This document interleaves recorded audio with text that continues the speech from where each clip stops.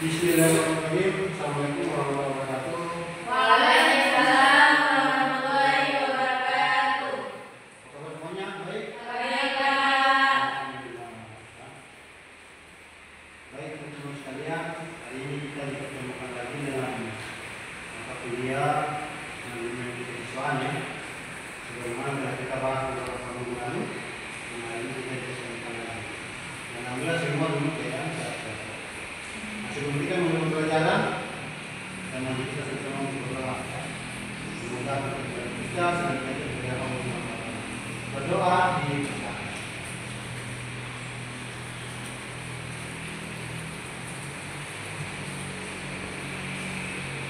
Oke, baik ya. Nah, kita mulai absen dulu ya. Kita punya Silvi. Hadir, Pak. Wang Ani. Hadir, Pak. Mimi. Hadir, Pak. Siti Fajar. Hadir, Pak. Jazai. Nabila. Hadir, Pak. Ariani. Hadir, Pak. Faruladi. Hadir ya. Hadir. Oke. Kita kali ini materi pokoknya adalah pembinaan siswa di Sekolah. yang terdepan orang studi menjadi Islam. Jelas ya? Jelas, Pak. Ini tujuan materi kita hari ini. Tujuan materi kita adalah untuk mahasiswa memahami pembinaan terhadap siswa di sekolah, kemudian pembinaan yang dilakukan untuk mendisiplinkan siswa serta pembinaan dilakukan sebagai motivasi untuk lebih meningkatkan sikap disiplin dan kepribadian.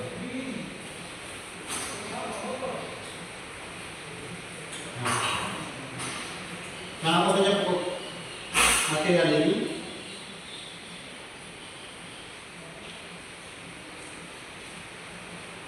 Nah, ada 6 ya. Yang pertama adalah pengertian pembinaan disiplin siswa. Yang kedua adalah disiplin siswa. Yang ketiga adalah faktor yang mempengaruhi disiplin siswa. Yang keempat adalah pembinaan disiplin. Yang kelima adalah kehadiran dan ketidakhadiran siswa. Yang terakhir adalah hukuman atau disiplin. Nah, ini adalah materi pokok yang akan kita bahas hari ini.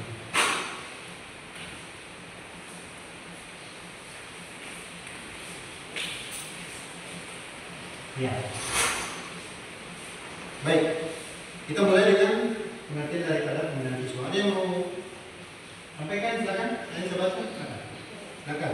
Pembinaan siswa adalah upaya sistematis yang dilakukan oleh sekolah untuk membantu siswa mengembangkan potensi mereka secara menyeluruh, baik dalam aspek akademik, sosial, emosional maupun fisik, sehingga mereka dapat tumbuh menjadi individu yang berkualitas dan siap menghadapi tantangan kehidupan.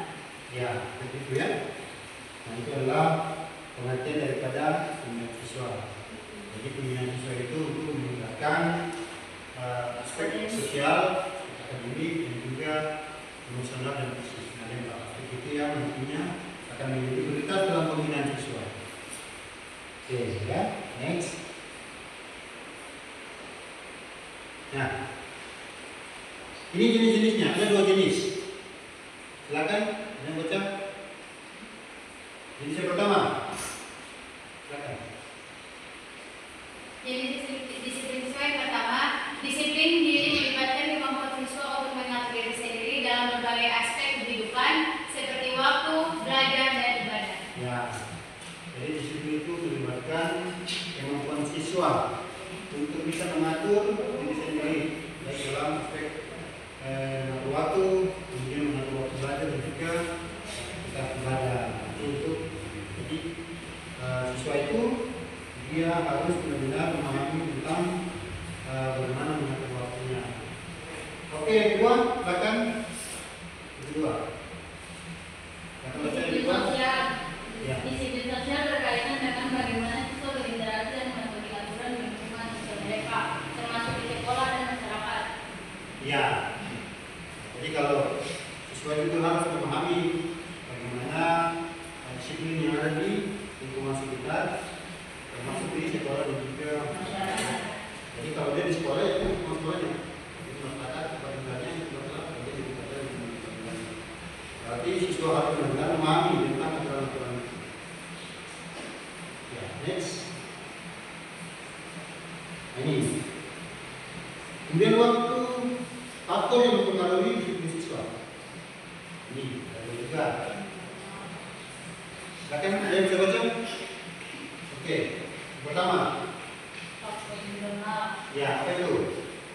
Kehadiran siswa meliputi motivasi belajar, kesadaran diri, minat dan bawaan. Ya, jadi faktor internal ada dalam diri, ada juga dari luar ya. Yaitu meliputi motivasi belajar, kesadaran diri, minat dan bawaan. Ini yang sudah pertama dalam diri kita. Kalau kita punya faktor-faktor ini langsung mempengaruhi aktivitas belajar kita. Faktor yang kedua adalah faktor Eksternal. kita itu terlalu berarti lingkungan. Kalau kita bergaul dengan orang lain, ya kita bergaul dengan orang lain. Kita itu tergantung kalau mau sebagai apa yang kita tempati. Baik, kemudian ini teknik. Nah, kita membina itu ada tekniknya loh. Nah, ini tekniknya ini loh. Yang pertama adalah menetapkan aturan dan ekspektasi. Nah, tentang aturan, sasaran, apa standar kita membina orang, apa standar orang yang nanti kita bina supaya menjadi orang yang baik. Harus kita menetapkan standar. Kalau kita mau dia lebih baik, baik sekali ya bisa. Harus menetapkan standar. Dan sekolah harus menstandar itu. Yang melibatkan sebuah unsur untuk bisa bekerjasama dalam melakukan pembinaan ini. Oke. Yang kedua adalah memberikan contoh yang baik. Nah, ini tekniknya. Jadi membina itu bukan persoalan hanya orang bisa dengar saja, tapi harus ada contoh. Ya, selanjutnya adalah memberikan Kompetensi. ya. Jadi ada teknik dalam pembinaan yang masuk akal. Yang masuk akal. Tidak ada prinsip-prinsip yang diberikan yang tidak masuk akal. Yang bisa diterima dan orang bisa menjalankan itu. Ya, kemudian yang keempat menciptakan lingkungan yang positif. Nah, jadi pembinaan itu juga harus bisa menciptakan lingkungan tempat dia bermain, tempat dia belajar, itu bisa nyaman. Yang kelima adalah konsisten dalam menegakkan aturan. Jadi kita ada yang membuat aturan disiplin di sekolah. Pertama yang diperhatikan harus membuat teknik ini. Kita mulai dari mana dan seperti apa namanya itu. Bukan persoalan apa namanya prosesnya, tapi mekanismenya juga. Yang kelima adalah konsisten dalam menegakkan aturan. Aturan seperti apa? Yang ada buat aturan. Anak-anak harus setuju. Tidak ada aturan. Karena tidak ada jenis aturan yang dibuat. Yang tujuh itu apa? Datang atau apel atau masalah. Nah, dibuat aturan. Oke? Ya, Pak. Ada yang bertanya? Jelas? Jelas, Oke, Pak. selanjutnya. Nah, ini penting. Kehadiran dan ketidakhadiran. Nah, kita semua pernah dinilai seperti ini ya. Ya, Pak. Dalam pembinaan siswa sebagai aspek penilaian kita pernah dinilai untuk kehadiran dan ketidakhadiran. Kalau di daerah kita masih manual ya kebanyakan. Terus kalau sekolah maju yang kita menggunakan sistem teknologi itu ya, jadi jari. Bukan hanya di jari, bahkan wajah juga di ada juga di absen. Karena walaupun sidik jari mungkin bisa di ini kalau wajah tidak. Nah, kehadiran atau kehadiran adalah masuk dalam proses pendidikan sekolah. Kehadiran mengacu pada partisipasi aktif. Nah, apabila dinilai hadir ya berarti ada. Kalau tidak hadir berarti ya tidak ada. Tidak mungkin ada nilai bagi orang yang tidak hadir. Nilai dari mana itu? Nah, ini yang harus menjadi perhatian oleh guru dan juga sekolah. Nah, ini menjadi kunci bahwa ketidakhadiran siswa di sekolah itu akan menjadi evaluasi belakang. Nah, ini hukuman bukan semua. Ini kalau mengatakan hukuman ya. Kalau hukuman itu biasanya lebih mengarah ke sanksi berat ya. Sanksi berat kalau hukuman. Kalau kondisi ini apa namanya dalam bahasa akademik? Kalau hukuman itu berat, kalau kondisi itu tidak. Ada biasanya lawannya itu adalah reward. Kalau orang prestasi dikasih reward. Hadiah. Nah, lawannya kalau anda gagal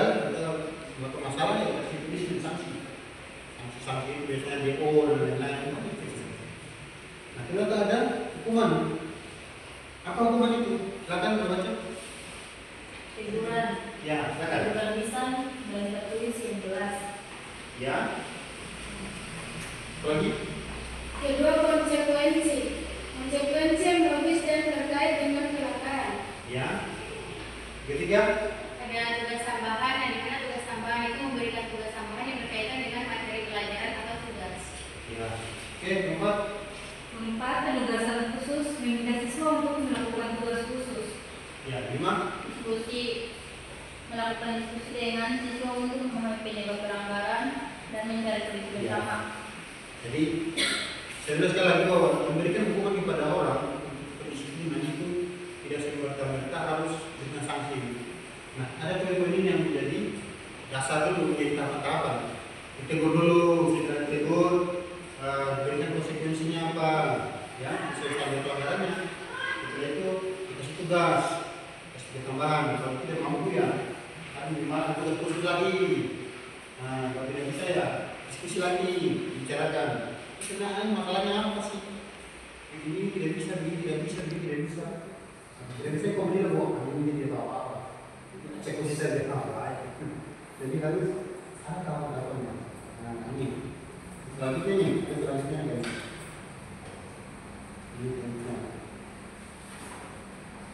Ada juga pembatasan aktivitas. Aktivitas. Kemudian ada konsistensi. Kemudian ada adil. Adil ini mengarah kepada ya, hukuman sesuai dengan yang dilanggar dia. Jadi jangan sampai dia buat suatu pelanggaran kecil. Nah, jika buat dia ini karena eksekusi. Jadi pelanggarannya karena mungkin dia melakukan apalah di kelas yang bisa jadi sebagai pertimbangan khusus. Kita jadi PWC 2 hari, PWC 2 hari, karena dalam masa 1 minggu. Jadi tidak berat ya. Oke, jadi harus kemudian sanksi sesuai dengan konsekuensi ya. Selanjutnya ada negatif. Kemudian terukur, kemudian diletakkan, dan juga dalam tugas apa? Hindari hukuman fisik. Ya, ini. Sebenarnya kadang kita mungkin di Maluku kurang ya, hukuman fisik. Tapi di daerah-daerah lain mungkin sudah dan terbukti. Ada tahu kemana ada kasus juga yang sekolah apa yang menjarakan itu orang tua murid. Hanya karena muridnya dicuri ya, kasihan ya. Dan sesuai hukum yang harus bikin denda 20 juta. Padahal anak-anaknya begini begitu. Saya pun cerita, ada satu pesantren di Makassar, teman saya dia mengatakan bahwa ada siswa yang masuk di usia kalau semua berapa tahun? 11 tahun ya.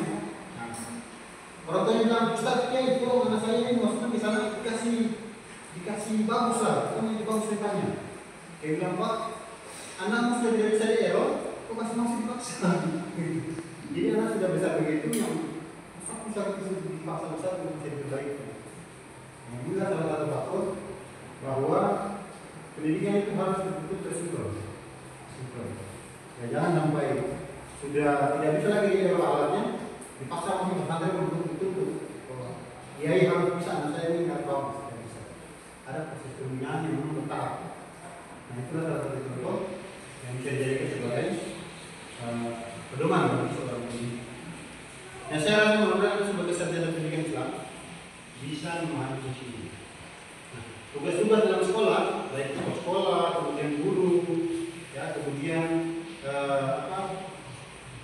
ada tugas-tugas tambahan lagi, misalnya guru BK dan lain-lain, yang paling penting untuk bisa melakukan disiplin siswa.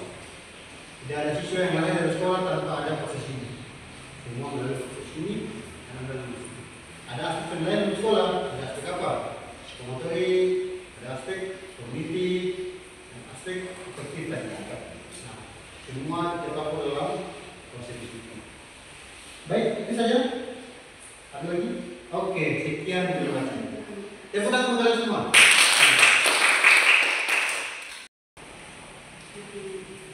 Baik, cukup pertemuan kita ini. Ada yang mau bertanya, silakan. Ya, Pak. Oh ya, silakan. Terima kasih atas kesempatan yang diberikan. Bismillahirrahmanirrahim. Assalamualaikum warahmatullahi wabarakatuh. Waalaikumsalam warahmatullahi wabarakatuh.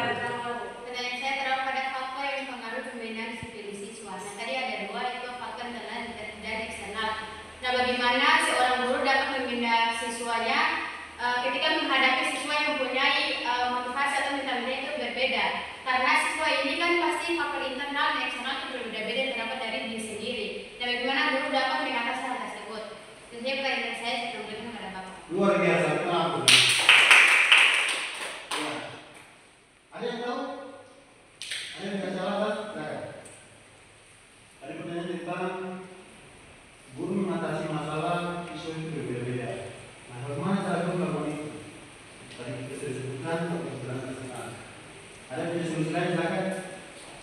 Apa masalahnya? Ini bisa jawab. Ya, silakan. Bismillahirrahmanirrahim. Assalamualaikum warahmatullahi wabarakatuh. Waalaikumsalam warahmatullahi wabarakatuh. Terima kasih terkait pertanyaan tadi. Mungkin saya bisa menjelaskan sedikit terkait faktor internal dan eksternal. Bagaimana sih cara guru mengetahui ya?